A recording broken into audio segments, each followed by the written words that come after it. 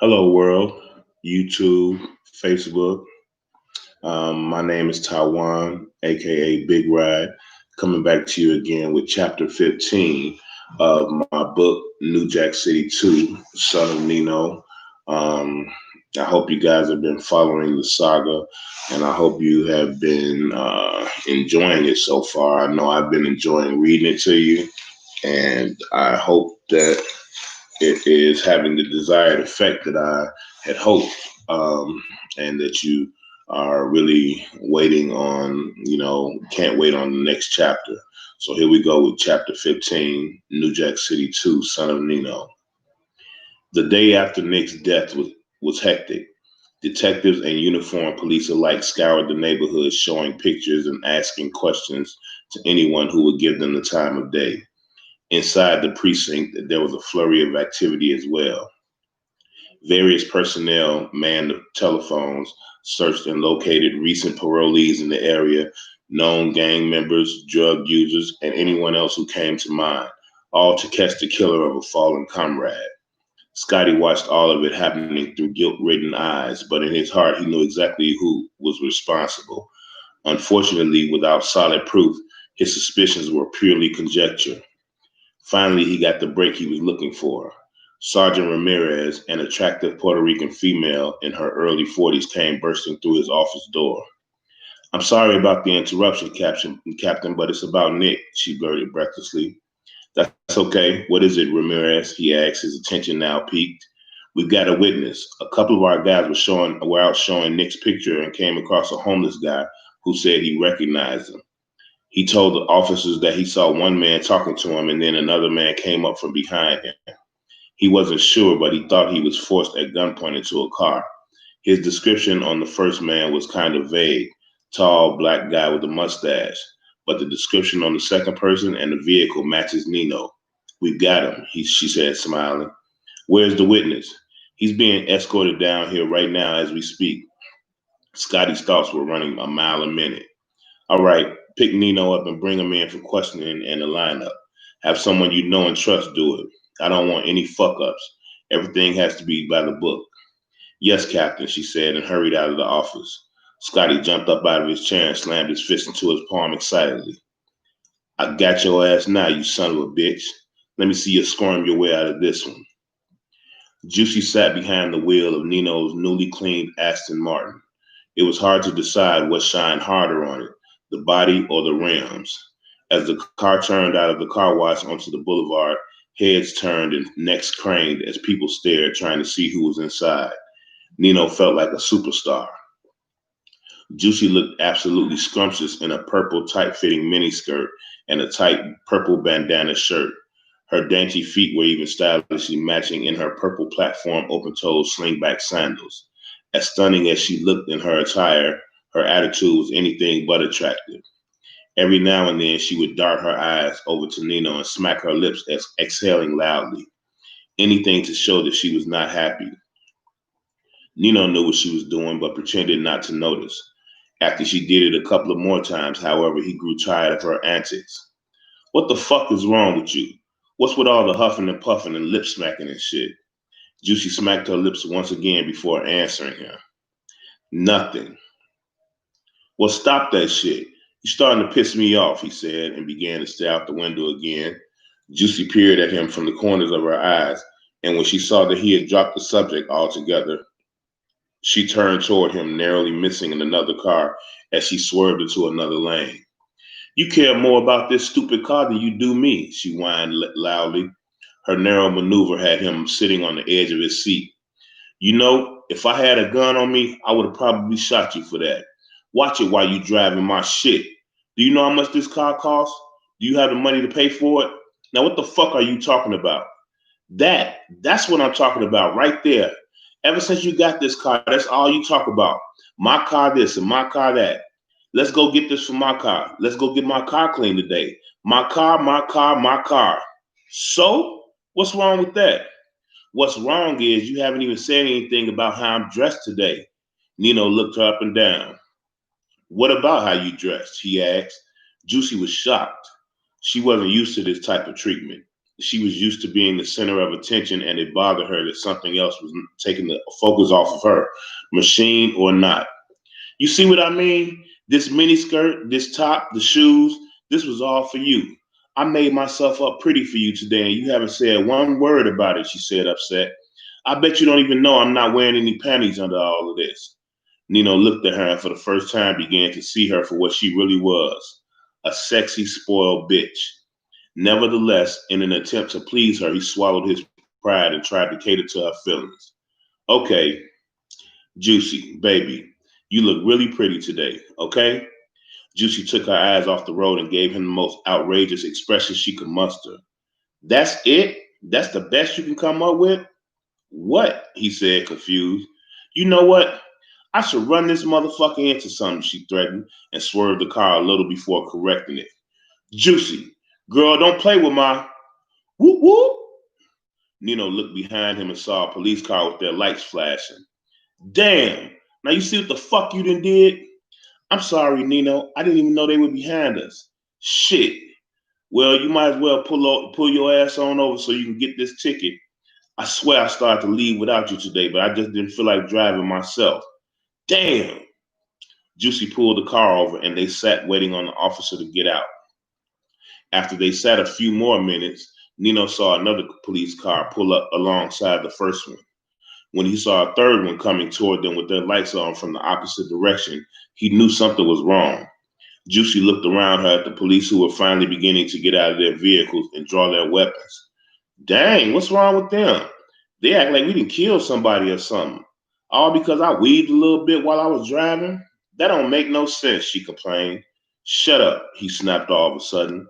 He was too busy peeping the scenario. As badly as he didn't want to admit it, he knew what this was all about. Nino took his phone out and dialed the only number that he thought would be able to help him. He felt instant relief at the sound of Maddie's voice. Hey, it's me. I think I may have run into a little problem and I need some help.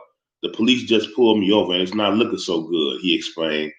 At the time, one of the officer's voice came over the loudspeaker.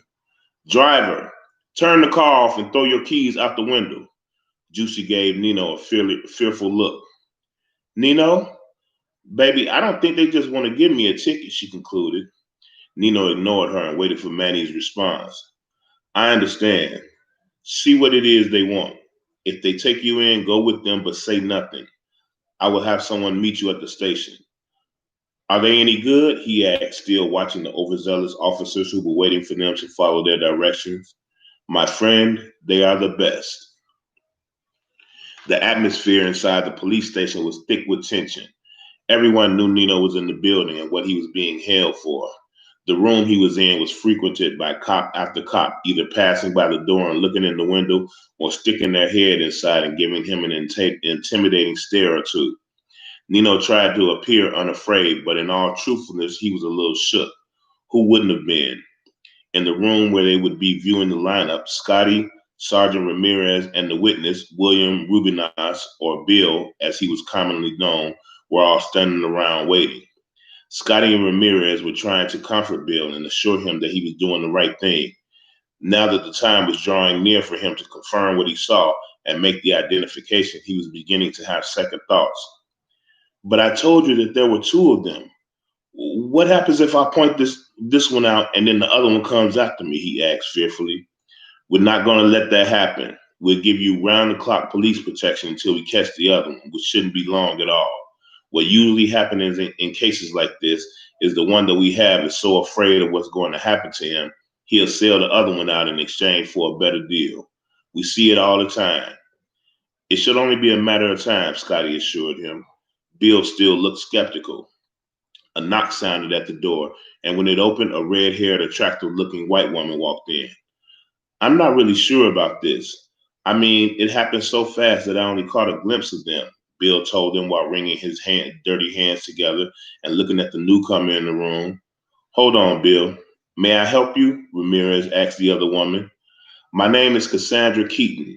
I'm a private attorney for one of the young men that will be participating in your lineup, and you very well may be able to help me and my client, as a matter of fact. From what I just heard, you have a shaky witness at best who just told you that he is unsure of what he saw or thinks he saw, she said with a false smile.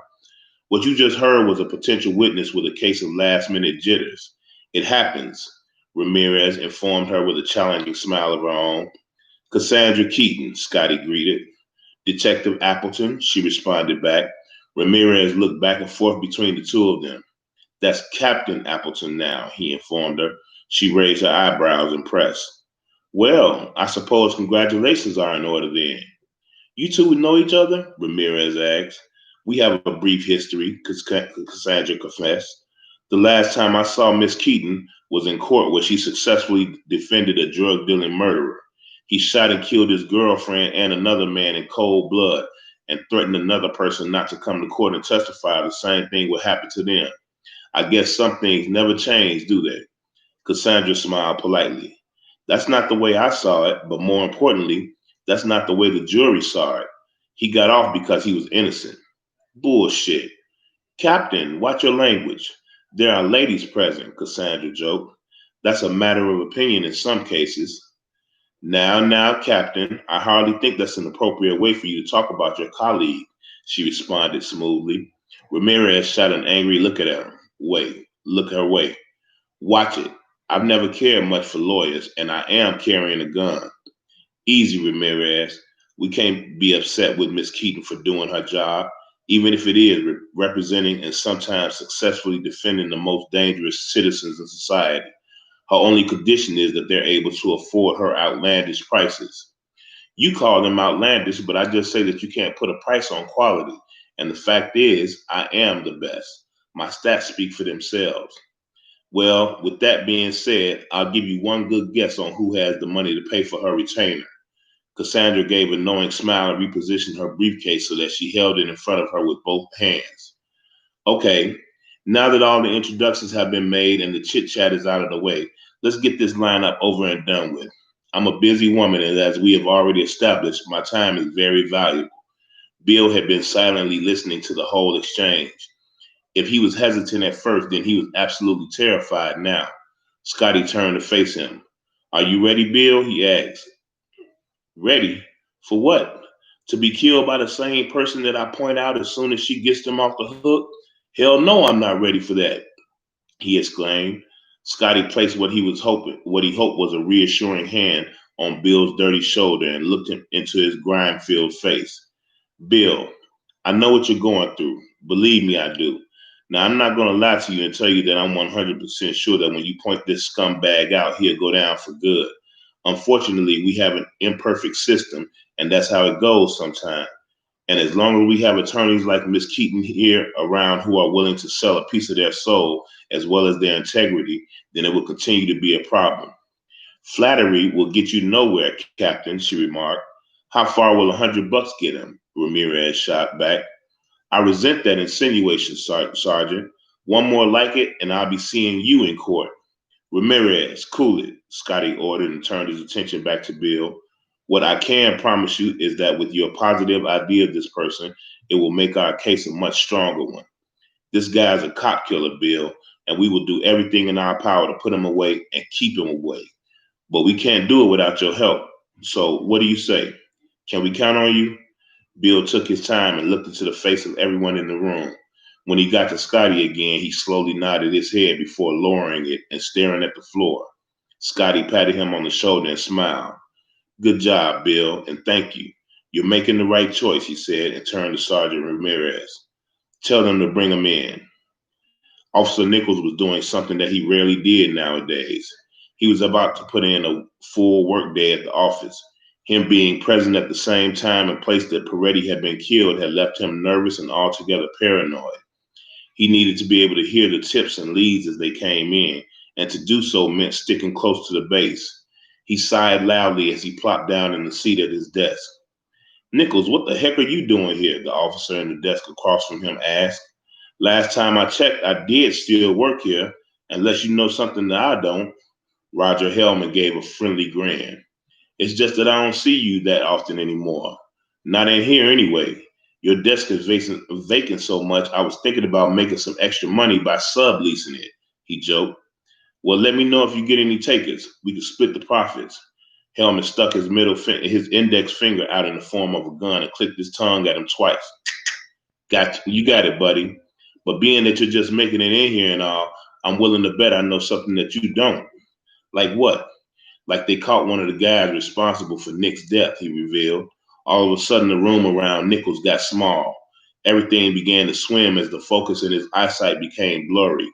Had he not been sitting down when he heard the news, he would have surely fallen. Nichols snapped out of it when he heard Hellman call his name again. Nichols, are you all right? Huh?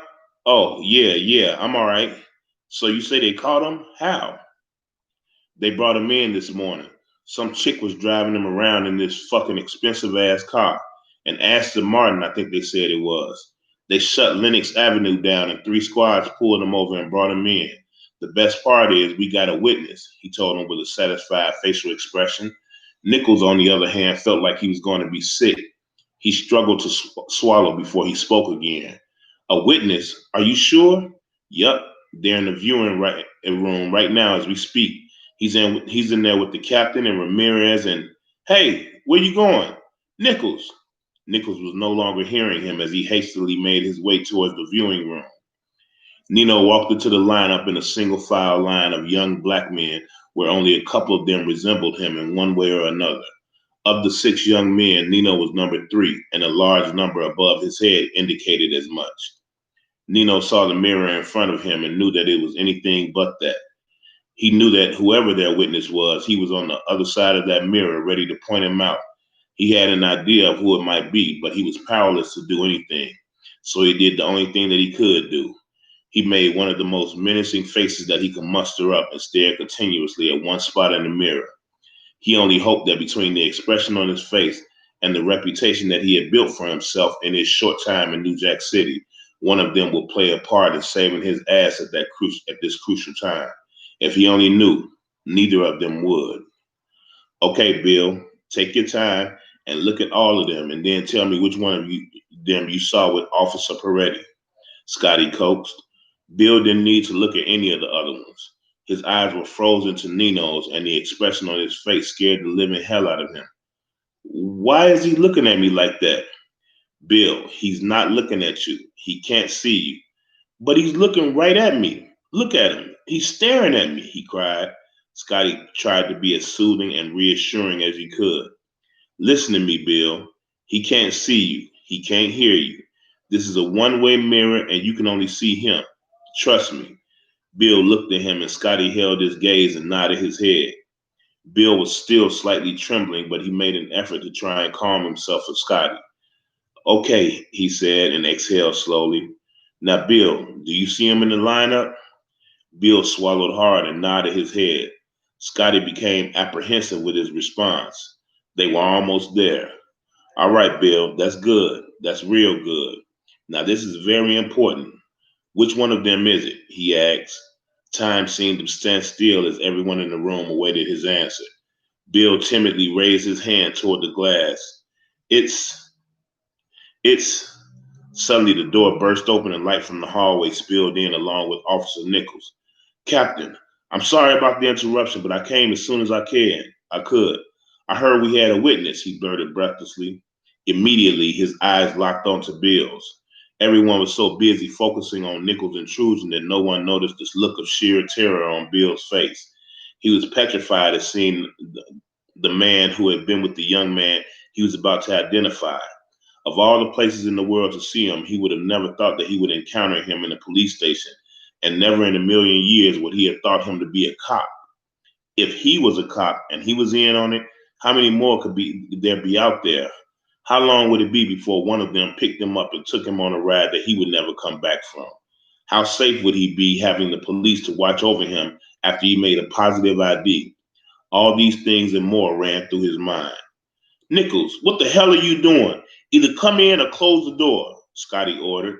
Nichols, of course, stepped in and closed the door and then stood on the other side of Bill. Bill's eyes kept furtively glancing to the side that Nichols was standing at.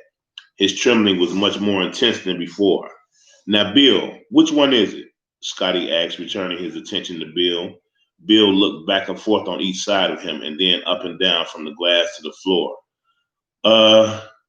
Um, I don't, uh, I don't see him, he said finally. Scotty felt like the floor had fallen out from under him while Nichols breathed silent sigh of relief. What do you mean you don't see him? You just told me that he was in the lineup, right? Isn't that what you said?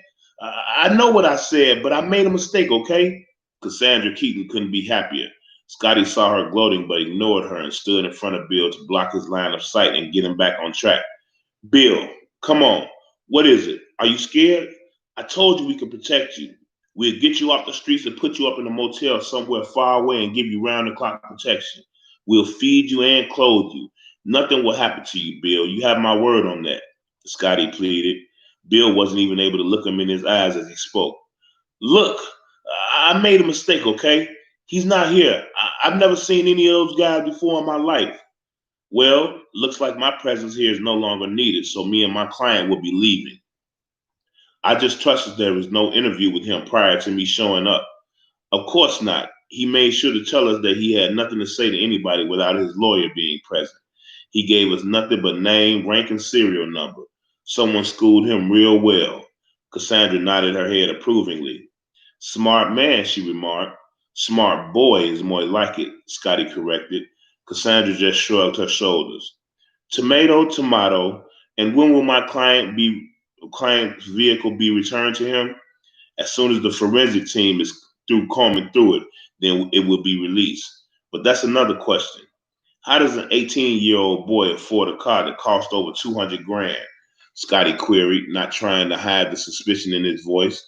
The constant smile on Cassandra's face was beginning to grate on his nerves like fingernails on a chalkboard.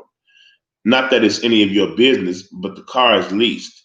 He's not obligated to justify any of his financial standings with you or anyone in this department. Need I remind you that you are law enforcement and not the IRS? And need I remind you that the IRS is just a phone call away?